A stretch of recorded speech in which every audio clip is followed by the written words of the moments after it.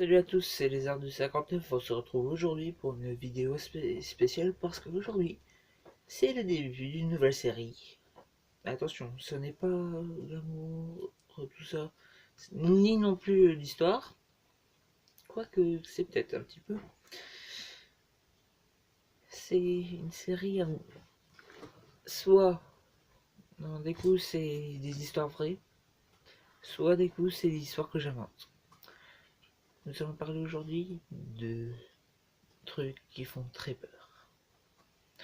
Ou peut-être pas si vous êtes courageux, comme moi. Alors, aujourd'hui nous allons parler... alors, tout comme... Je vais d'abord remettre la situation en place pour la vidéo. L'Amérique. En 1860, Lincoln a été élu président, ce qui déplaît aux sudistes qui font sécession, donc ils sortent de l'Amérique. Donc, le conflit oppose la plupart d'entre vous... Non, d'abord, la plupart d'entre vous pensent que oui, c'est les anti-esclavagistes contre les esclavagistes. Bah non, c'était les industriels du Nord, riches, contre les pauvres du Sud, qui sont obligés d'utiliser soit des esclaves ou de la main-d'œuvre blanche, parce qu'il n'y avait pas que des Noirs. Donc, d'un côté, nous avons les soldats nordistes, donc lui c'est un caporal, désolé si ça a appelé mobile. Donc on peut les reconnaître grâce à leur tunique bleue. Et de l'autre côté, ce sont les sudistes. Désolé pour le numéro 17, ça n'a rien à voir. On les reconnaît grâce à leur tenue grise. Bien sûr, non, au début de la guerre, les sudistes y gagnaient. Mais à partir d'une bataille... Excusez-moi. Alors, à partir de la bataille de Gettysburg, où ils ont perdu beaucoup de soldats des deux camps, les nordistes gagnent la guerre, gagnent beaucoup de batailles, c'est en 1863. Donc 2 ans plus tard, le sud perd. Donc les fusils, c'était très long à recharger, c'était des fusils comme ça. Donc baïonnette, le silex était placé sur là c'était à détente, et ils avaient un petit peu comme les soldats du continent européen, des fusils où c'était hyper long à recharger. Donc les constructeurs américains, après la guerre, se sont dit bah il faut tout de suite en créer des autres, des fusils où on peut tout de suite recharger plus vite. C'est ce qu'ils ont fait. Il y a eu 2 entreprises connues. La première était celle d'un certain Colt, qui a donné son nom à son revolver. C'est les pistolets les plus utilisés en Amérique pendant cette époque, ainsi que la carabine qui a été très célèbre aussi, la Winchester. La Winchester était très maniable, présente ça. Là, c'était pour recharger, il dépliait la crosse. Et là, c'était un sort de petit bout qu'il pouvait enlever et mettre les autres cartouches. C'était souvent utilisé par soit des hors-la-loi, des agents de la loi, et pour les convois de diligence, tout ça. Donc, nous allons rester sur les Winchester. On va pas étudier le cas des parents, non, du fondateur. On va parler de sa fille, Sarah Winchester. Si je me trompe dans le prénom, vous me dites dans les commentaires. Là, là, c'est la partie de la vidéo qui fait flipper. Sarah Winchester était la fille du fabricant Winchester. Et elle avait repris, après la mort de son père, l'entreprise. Donc elle a fait construire une immense maison qui ressemble à un labyrinthe. De l'intérieur, pas de l'extérieur, parce que c'est la plus grande maison, une des plus grandes maisons en Amérique. Mais un jour, donc tout se passait bien, sauf que Sarah Winchester commence à avoir des petites folies. commence à péter un câble, quoi. Elle commence à... Non, elle fait peur aux domestiques, tout ça. Et un jour, je suis plus sûr de la fin. Désolé, c'est... Mais par contre, c'est tiré d'une histoire vraie. On l'a retrouvée morte. Elle s'est suicidée. Donc désolé si ça peut choquer certains. Elle s'est suicidée. Mais depuis, la plupart des... Non, les domestiques ont fui. Vous savez pourquoi? Parce qu'ils racontent qu'ils entendaient des voix, les voix de Sarah Winchester, qu'ils la voyaient se déplacer dans, dans des pièces, passer à travers des murs, là je suis pas sûr. Et aussi, à chaque fois que Sarah était dans une pièce, ça sentait la rose. Bien sûr, vous pouvez quitter la vidéo parce que ça vous intéresse pas, mais là, je vais parler d'un confrère youtubeur qui est très connu, il s'appelle Le Grand JD. Ouais, il a fait une vidéo dessus. Alors, il a été visiter la maison. Il a rien senti, tout ça. Oui. Les plus sceptiques vont dire ouais, mais c'est parce que le fantôme il voulait pas se manifester avec lui, il avait trop de matériel. Non. Déjà, peut-être qu'il n'existe pas. Mais à la fin de sa visite, il sort dans la dernière pièce une odeur de rose. Il pense que c'est le guide qui lui fait une blague. Mais le guide arrive en même temps que lui. Donc, là, j'ai pas beaucoup de... Je cherche dans ma tête des explications pour ça, mais j'en trouve pas. Euh, et ben, c'est tout pour cette vidéo. Quoique, peut-être que je vais faire une petite histoire pour aujourd'hui. Alors là, je vais inventer totalement l'histoire. On va rester dans l'époque, dans cette époque du Far West, de la conquête de l'Ouest, qui s'est finie en 52, après que l'Amérique a racheté l'Alaska aux Russes. Mais on va rester dans les années 1800, 90, dans 80-90. Je l'invente là, l'histoire. Cela se passe dans une petite ville qui est très qui est un endroit très surveillé parce que c'est le comptoir, c'est un endroit où il y a beaucoup de gouverneurs, tout ça. Pas de nom.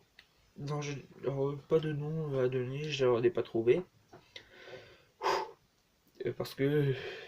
euh, alors... Donc les soldats ils sont postés à l'entrée et la relève arrive. Donc 6 soldats sont en plus dans le fort. On va parler aujourd'hui d'un soldat que je vais nommer Graham Johnson. Ouais. Donc Graham Johnson arrive avec 5 soldats des États-Unis dans le camp à l'entrée de la ville. Le sergent instructeur qui doit dire les rôles à tous les soldats envoie tout le monde à ses occupations. Puis c'est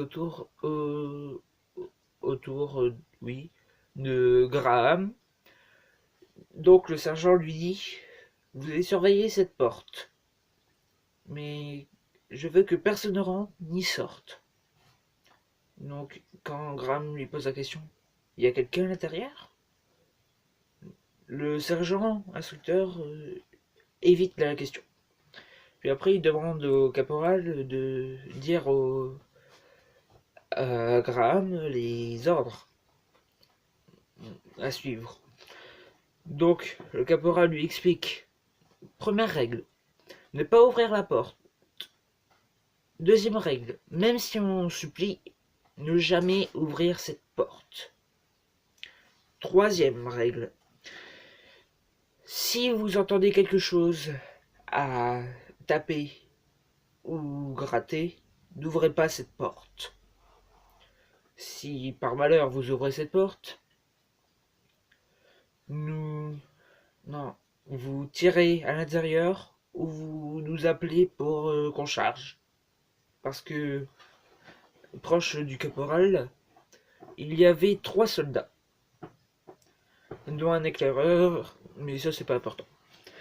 Donc, Graham prend sa mission très au sérieux. Donc, il est tout seul dans le caporal est très loin. Il est tout seul à son poste. Puis d'un coup, il entend à l'aide, s'il vous plaît, ouvrez-moi. Il se dit, non, ça vient de l'intérieur. J'ai pas le droit d'ouvrir. Donc, 10 minutes plus tard, il entend frapper à la porte, même gratter. Il n'ouvre pas. Euh, la journée passe, il commence à faire nuit. Le caporal non, Graham ne se fait pas remplacer parce qu'ils ne ont pas demandé. Mais le caporal se fait remplacer par un subalterne. Donc un soldat de deuxième classe qui surveille avec les 3 autres soldats. Donc Graham, tombé de la nuit, quand ça recommence. Attendez, désolé. Donc je reprends. Quand la nuit tombe, Graham commence à avoir peur. Parce ça recommence. Mais là, comme si c'était un démon à l'intérieur.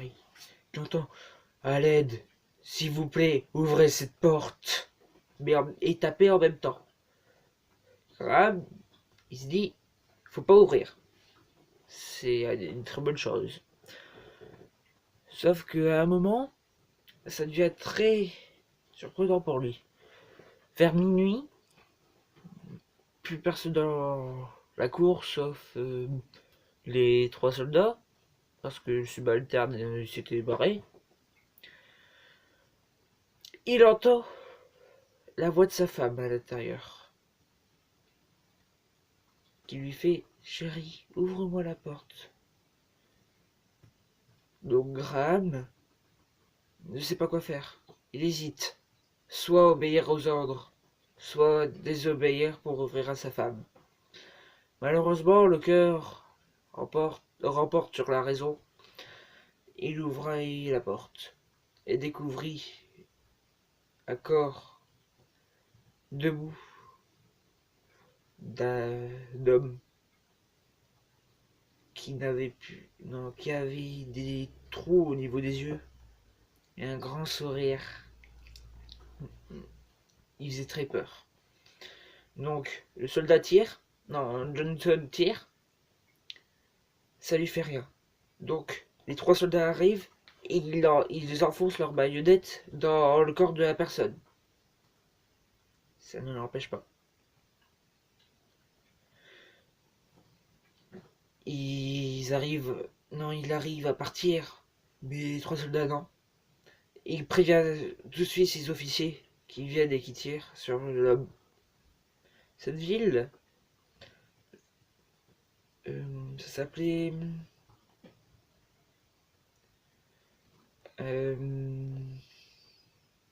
J'invente un nom là, donc c'est pas facile. Ziggy Town. Plus tard, quelqu'un demanda où se trouve Ziggy Town. Non, là c'est beaucoup plus tard, dans les années 1900, 1905. Un homme d'affaires va vers cette ville et se fait arrêter par des soldats qui lui demandent où est-ce qu'il va. Donc il dit Ziggy Town. Les soldats disent ben, on vous accompagne parce qu'on n'a pas de nouvelles, on a même pas. Non, on avait envoyé des patrouilles qui sont jamais revenus. Donc ils y sont allés et quand ils sont arrivés sur le site, ils ont vu déjà des soldats éventrés non, non, décapités, tout ça. Et même quand ils sont rentrés dans la ville, plus personne, tout était fermé. Des corps par terre, des enfants, des femmes. Quand il est rentré dans la banque pour récupérer l'argent pour les ramener à l'État, plus rien. Non, et quand ils ouvrirent la porte, déjà ils ont découvert le corps du banquier déchiqueté, mais plus rien à prendre en sous. Ils se demandent bah, où est passé l'argent. Donc ils sont allés dans le bureau du shérif juste à côté pour voir. Ils ont trouvé un squelette dans la prison.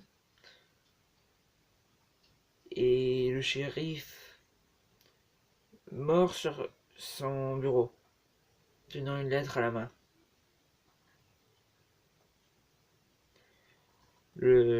L'ambassadeur, on va dire qu'il est français, récupère la lettre et voit qu'il est marqué en grandes lettres Fillé, il est encore là. Donc les soldats, ils étaient 10, commencent à avoir très peur et ils entendent un bruit dehors. Ils vont dehors, prêts à tirer, et ils remarquent que c'était Graham Johnson, encore vivant, blessé gravement à la jambe. Ils vont vers lui, ils vont dire non, et il dit partez tout de suite. Emmenez-moi, non, emmenez-moi si vous voulez, mais il faut partir tout de suite. Et boucler la zone. C'est donc quand ils sont sortis de la zone, ils entendirent un gros bruit derrière eux, un cri qui vient des enfers. Ils ont dit non, le soldat non, Graham dit il faut boucler la zone et que personne ne passe. Donc les soldats ils disent c'est quoi? Non, qu'est-ce que c'était? Le soldat Graham commence à trembler et dire il n'est pas il est, il est pas humain. Il faut boucler la zone. Il répondait à moitié à la question, quoi. Donc les soldats c'est ce qu'ils font. Et depuis ce jour, toute personne qui va sur ce site ne revient jamais. Ce site, non, sauf les soldats américains qui qui prennent cette zone, qui font des tests, des expériences, tout ça. Cette zone s'appelle la zone 51. En fait, le monstre qu'il y avait à l'intérieur était un alien qu'ils avaient réussi à enfermer. Voilà. J'espère que si vous avez eu peur, je suis content. Le mec sadique. Mais si vous avez pas peur, ça veut dire que vous êtes comme moi, vous êtes un BG. Il faut que j'arrête de me prendre pour un BG. Donc j'espère que cette vidéo vous a plu. Si vous voulez que je continue la série, mettez un max de likes, commentez, abonnez-vous, oui, bien sûr, c'est le plus important. Non, je déconne. J'espère juste que cette vidéo vous a plu. Donc c'était les heures du 59 et surveillez à cette nuit.